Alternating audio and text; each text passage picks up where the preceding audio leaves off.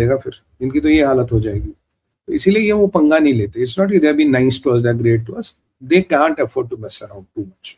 इतना पंगा नहीं ले सकते। इंडिया, हमने देखा ना, इन्होंने देखा ना पाकिस्तान में, हमने पाकिस्तान का क्या किया, तो उसके बाद ये इनकी हिम्मत ही नहीं है इतना पंगा लेने की।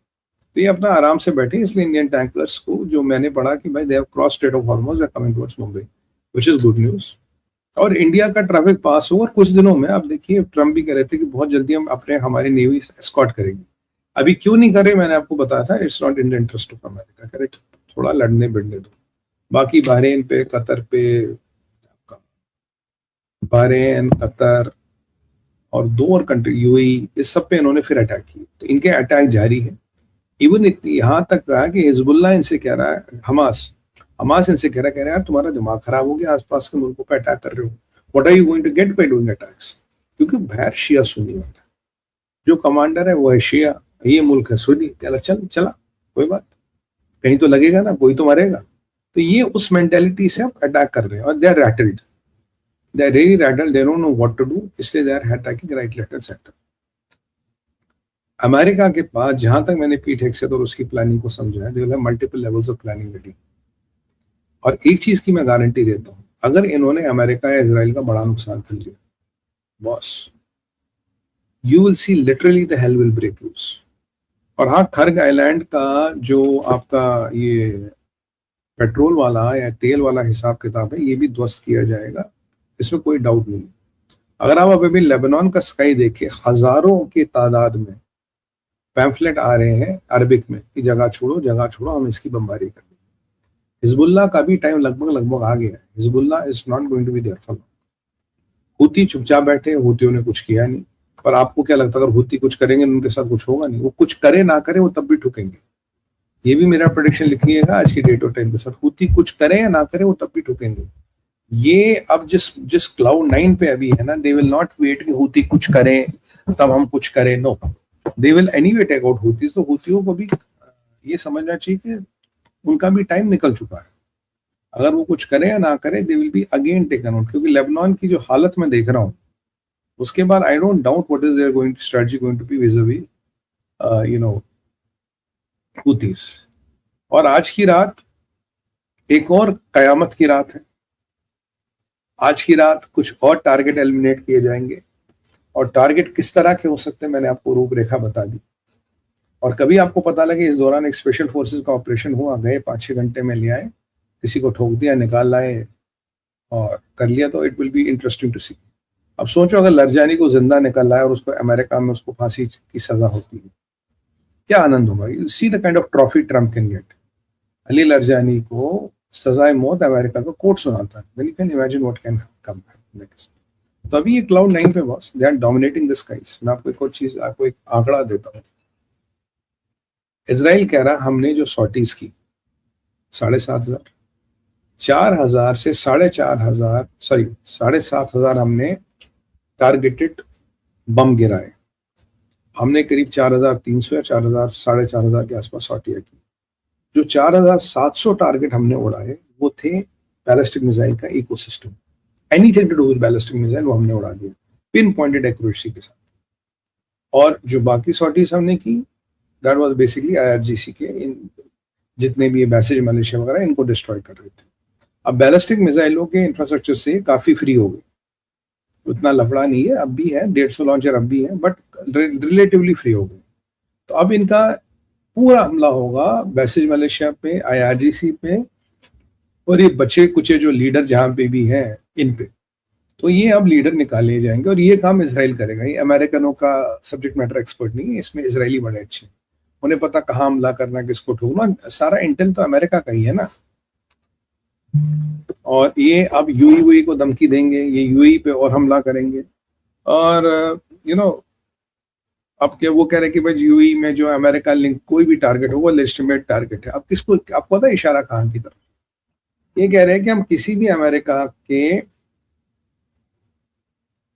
ऑयल एंड गैस के टारगेट को उड़ा देंगे। अब बताओ इशारा कहाँ की तरफ है? What are the target? मैं बताऊं, यूएई में अमेरिका का इतना इंटरेस्ट नहीं है, बट ये जो बला आ रही है मोहम्मद बिन सलमान साहब के लिए आ रही है, आराम को। इनका अगला निशाना अरामको है। इनका अगला निशाना अरामको की रिफाइनरीज है, रास्तुनारा है, क्योंकि अमेरिका का सबसे बड़ा मिडिल ईस्ट में जो सेटअप है, ज्वाइंट सेटअप है, वो अरामको है। और उन्होंने कहा जी कोई भी सेटअप जो होगा मिडिल ईस्ट में जो अमेरिका से रिलेटेड है, हमारा लिस्ट में टारगेट बन जाता है। तो वो टारगेट जो है वो आपका अरामको ही है।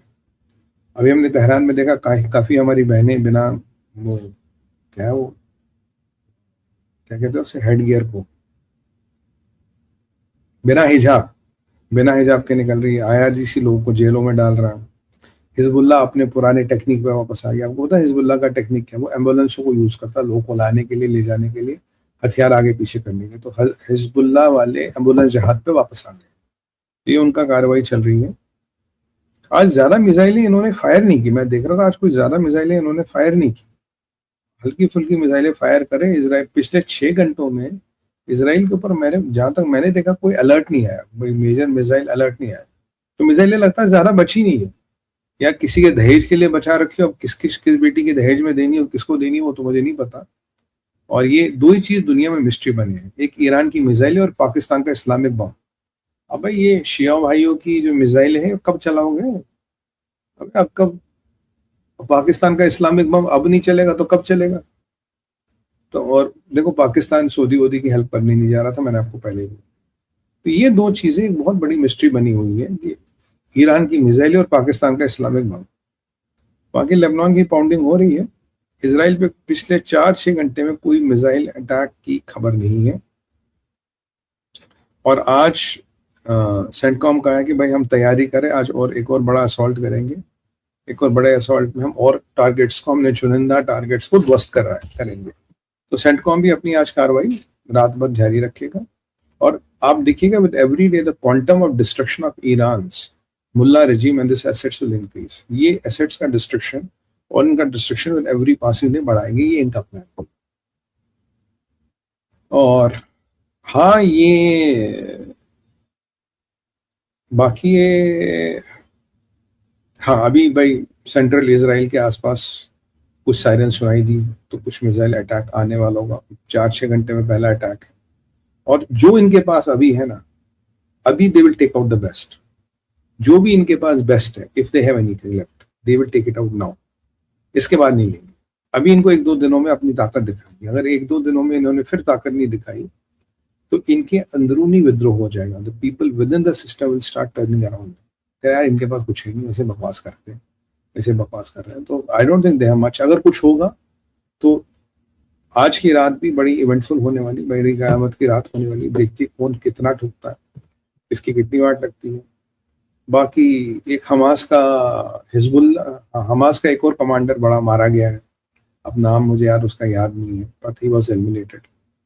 और लेबनान में तो खास कार्रवाई दबा के चल रही है। और सेंटकॉम अभी थोड़े अटैक्स कम है, because they are preparing for the big attacks at night.